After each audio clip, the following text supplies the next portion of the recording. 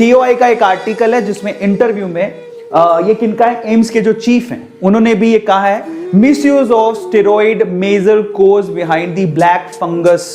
क्या हो रहा है कि अगर आप ध्यान से देखो तो कोरोना का जब ट्रीटमेंट किया जा रहा है उसमें स्टेरॉइड्स का इस्तेमाल भी किया जा रहा है। अब हम क्या कर सकते हैं, कोरोना से बचे, इधर कुआं उधर खाई।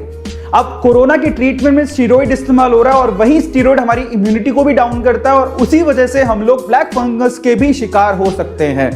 तो हम लोग इधर कोरोना से बचें तो उसके लिए स्टेरॉइड लेना पड़ेगा, स्टेरॉइड का ट्रीटमेंट है, अलग अलग तरह से स्टेरॉइड को लेना पड़ेगा। लेकिन अगर स्टेरॉइड लेते हैं तो उससे इम्यूनिटी डाउन होती है और अगर इम्यूनिटी डाउन हुई तो वहां पर ब्लैक फंगस का भी खतरा बढ़ेगा अगर हमने हाइजीन का ध्यान नहीं दिया तो, साफ सफाई का ध्यान नहीं दिया तो।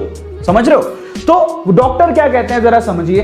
कहते हैं patient who are giving steroid, जो पेशेंट है जिनको कोरोना से बचने के लिए, कोरोना से ट्रीटमेंट के लिए या फिर किसी और तरह के ट्रीटमेंट के लिए स्टेरॉइड दिया गया है, वो एक्चुअली अभी फंगस के शिकार हो रहे हैं। For the treatment of Covid और एनी अदर डिजीज, आप कोई भी डिजीज के लिए बहुत बार होता है कि हम लोग स्टेरॉइड बॉडी में स्टेरॉइड दिया जाता है, ठीक है।